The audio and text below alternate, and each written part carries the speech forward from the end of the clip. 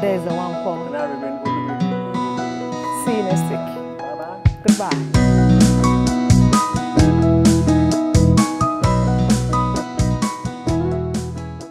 Hello viewers, this is the Gender Chat Show, and I am your host, Olumide Oyimbokure, and with me is... I am Adeze Nwankwo. And together we will be talking about fashion. Fashion, fashion, fashion. Adeze, I love this outfit. Thank you. You're looking dashing. Thank you. I love what you're putting on too. Thank you very much. Being African, You know? how is fashion reshaping our culture? Can you actually say if I'm from the East here? I don't think Or so. from the North. I look more like a blend of English and African. African. Let's see how fashion is reshaping our culture. Let's tell if we can define our history, the symbols of who we are. Do you think this is a thing of status?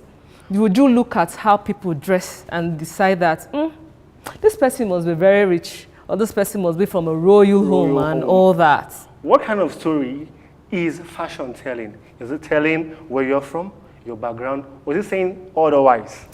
The pre-colonial dressing time before the Western people came to Nigeria, what was our fashion? Like I remember then, you get to wear beads. Beads were fashion. Waist, beads. Kente was fashion, tie and dye was fashion, and matting your hair in itself was fashion, and drawing lines was fashion. On your faces, on your lips, and the kind of braids you make too. They were really fashion. So different, They were using thread. stories. Yeah. Telling stories and background. How of much people. stories are we actually telling now? Can we define our history and culture now? By I don't what know. we wear today. And when you look at runways are supposed to tell stories, yeah?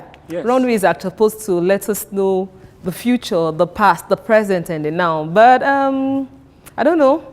I don't know if the history will be something we'll really need to revisit in terms of fashion. And how are we blending the Western culture with the African culture? All this and lots more are the issues we'll be talking about on today's Gender Chat Show. Stay tuned.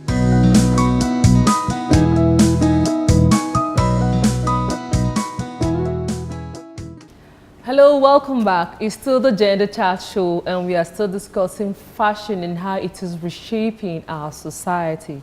We'd also discussed this topical issue is Mr. Amao Abiodun. Amao Abiodun is a business and security consultant and an advisor. Welcome to the show, Mr. Amao. Yeah, You're it's welcome, a pleasure to be here. Nice to have you. Yeah, it's a On our pleasure. show. Yeah, fashion. Fashion in Nigeria, is it telling our story enough? Do you think we can define who we are by how we dress, really? First and foremost, let me quickly tell you that before the colonial era, we have our own mode of dressing. Sure. It is distinctive and unique. And you can identify each tribe with what they are putting on. And you will agree with me that those mode of dressings are actually unique, and they tell more about our cultural values and ethics. About after the introduction of the Western mode of dressing, you'll find out that so many other things change. Yes. Including, you know, a man is made to believe that if he's putting on what I'm putting on, what you and I are putting on, it cannot perform a managerial function. Someone will tell you you have to be on the suit, Yeah. a red tie, That's white to define shirt, as corporate, yeah? before you can perform. No. Like this, the question is, how does dressing help you to strategize better? Does it help you to strategize better? Does That's a it good increase point. your efficiency Your and efficiency. effectiveness? Interesting. That is what shows that you are an African person. So being an African person, the dressing, our dress code should be held in high esteem. Let's revisit our history very quickly. Yes. People tend to think copying the Western people, we dress immodest. But let's look at how we used to dress then. And I know Yorubas had this short wrapper that I don't know what they call it. Oleku. Oleku, thank you. And it wasn't immodest. It used to be so short. So I see short. some old school pictures and I go, wow, like seriously, they could type Always on this the then. knee. And we didn't count it as immodest. But when we wear short skirts, it's considered immodest. Immodest. How do you Those balance dressings both? you just talk about are the post-colonial dressing. Yes. I would like that you visit the history very well. You will see that before the colonial intervention in Nigeria, you have people dressed in thick fabrics, that is the traditional attires, and those ones are usually long. But after the introduction of skirt and other Western dress code, swapping to the Western dress code, people start remodernizing what they are putting on. You know, you are supposed to put on Iro, Yes. like the Buba. example you gave, Yes. and because you've seen the Western world coming up with a short skirt, you Okay, want that's your the Iro shorter to be- version. Yeah, of so you want the- to come up with another version of Version. it. That's so But you are all the swapping. Eastern people, they didn't. The young maidens don't tie long wrappers. It was the married ones. That Those tie who- long wrappers. The young maidens, it has to be short, If you and they are- had beads. You wear beads. Indicating As a matter of fact, they are beads still were young part of your girls. dressing If that you you are need ti- to if show you are, if off. you are tying a short wrapper, you'll be sure that it is covering every part of your body. Because to Definitely, me, I think definitely. nudity is insanity. That is what I call it. That is what I call it. When you are exposing the vulnerable part of your body to every part of the world. To do what? To attract me or what? So when you think dressing in a manner that is revealing is attractive, it is not. You know, there are two things. It is either you dress to attract lust to yourself, Okay. or you dress to attract love to yourself. Very interesting. I would fall in love with a lady if she is exposing all her body because I want to have a taste of that body. No, we have to be sincere. This is sincerity. But I would fall in love with a lady that is modestly dressed because I think I want to settle down with her. Okay, so in the place of comfortability, what if this lady is comfortable with wearing clothes that might expose some part of her body? I think the best is for you to dress modest and cover every part of your body that is coverable. I'm not saying Let's Okay. quickly cover go on a yourself. short break. We'll be right back. Please don't go anywhere.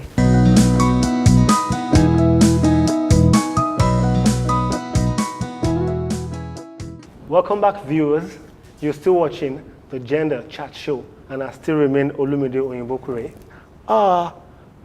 About Western dressing, what's your toll or what's your take? I mean, with the advent of Western form of dressing, do you think the African form of dressing is fading away? Yeah, it is. But there is one thing we don't know. We have economic consequences Okay. and as well as cultural consequences. Yeah. If I refuse to patronize my own cultural attires, I would be creating employment for the Western world. I want to put on the suit. Good. I would be creating job for them. I would have a whole lot of jobless people here. You know, we spend a lot of money on clothing. You hardly see any Nigerian without clothes, either rag or, but you are putting on true. one clothes. Something, That's yeah. true.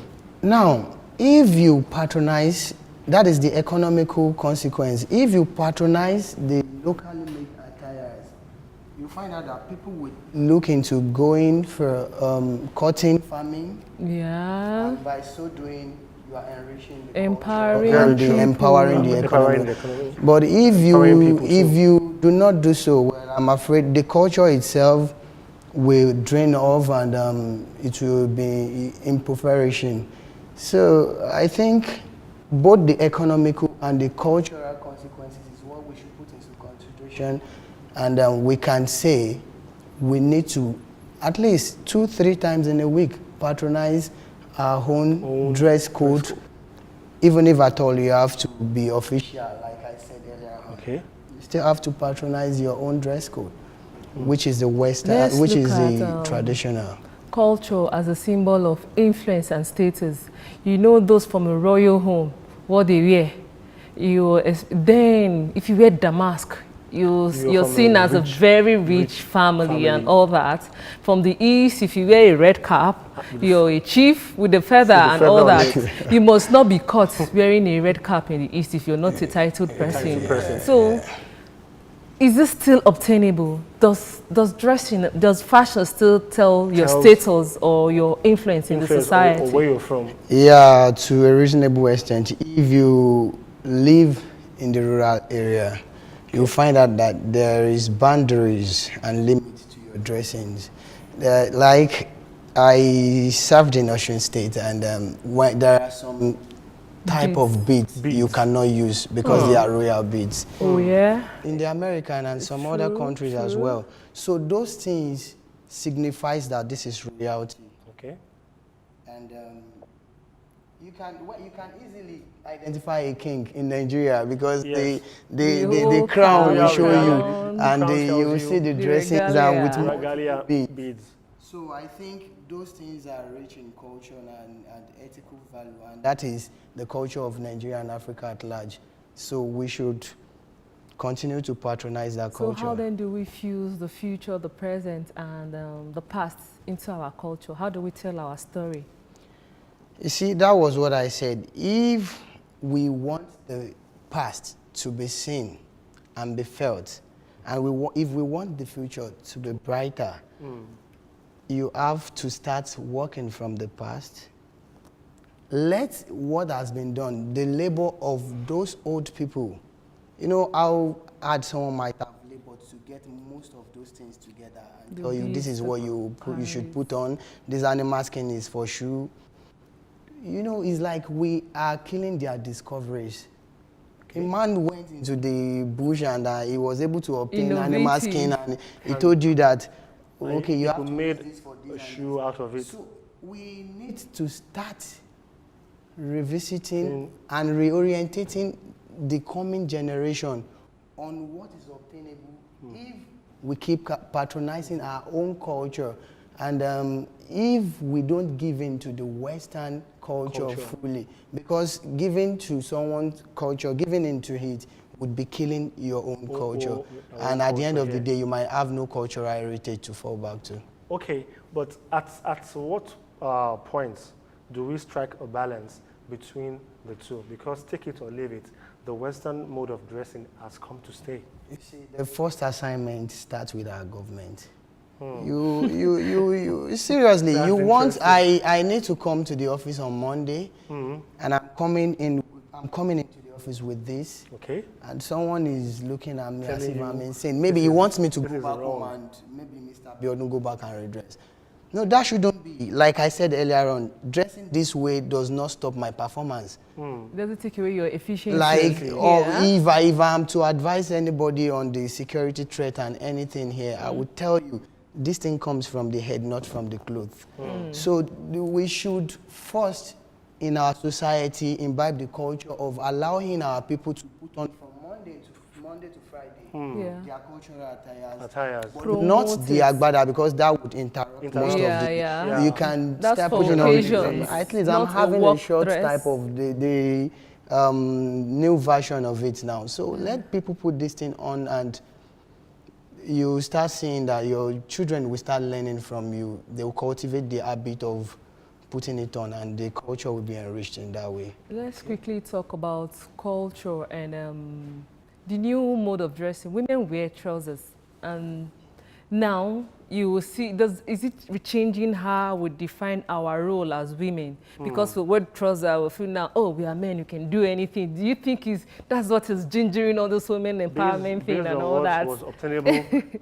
If we look at Long time it, ago. even from the both scripture that I'm talking about, the two of Quran and Bible, you will see that it is stated clearly that when you start wearing a garment that Belongs to the opposite to sex. and you tend to start misbehaving because you want to Is it dress like true? a. Is that what the scripture actually said? No, I am saying I am That's his own interpretation. misbehaving because a woman automatically wants to take the role of a man And you because think men are taking the role of a no, woman? because yeah, you can see that in the society. in the olden days, a man who pierces his hair, It's frowned it upon. signifies that maybe a part of the people who are enslaved. Slaves. And because if you go into the society, you can easily be fished out that, That's true. oh, this sign is hair. It's- So, yes. but you know, people are beginning to see this thing as something that is fashionable. Like those days when people were being taken to prison yard, you remove the rope. Of the belt. Oh, You take off the belt then or it the was strap. rope. Yeah, rope. But the rope can be used as devices to kill other Strangle people and someone. other True. things. So they remove it, and a man will be left with the option of sagging. All these things are, do you call Become them fashions fashionable. now? So that is why I am saying, if a woman is dressing like a man, automatically she would be thinking of playing the role of a man, which God has not ordained for her. So I think it's wrong. Wow, this has been a very interesting topic and issue. Thank you so much, Mr. Abiodun. Yeah, it's a pleasure. You're Thank you for welcome. coming. Thank you so much for coming on the show. Yeah, you're welcome, madam. All right, we will be going on a short break. We'll be right back.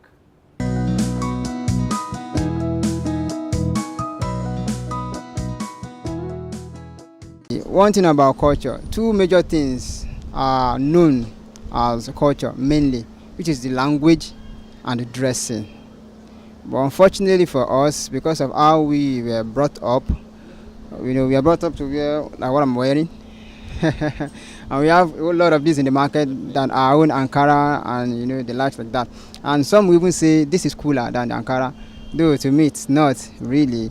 Only that once in a while I like wearing this. You understand? So the thing is, yes, this kind of dressing is actually affecting our culture. If you don't do something about it, the nearest future, there is a probability that most of us or most of our own children will be wearing something like this. And with that, tracing our culture in line with dressing will be very difficult, might be difficult, I mean. Yeah, as you can see me, I try to look African everywhere I go because that is the best way you can represent yourself. And it's more decent. I can bend down to pick anything. I look more comfortable and then confident in what I'm wearing now. You look at what it is abroad.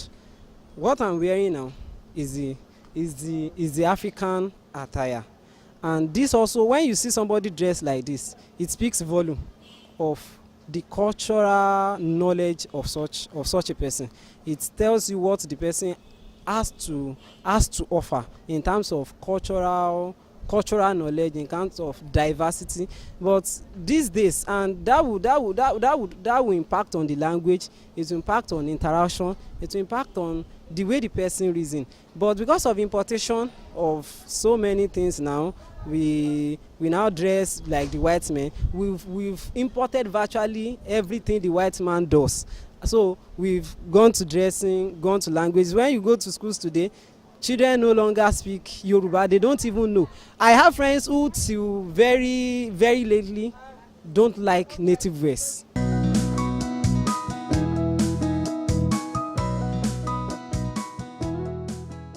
That is an interesting one from the people. Oh, on the quite street. interesting. Wow.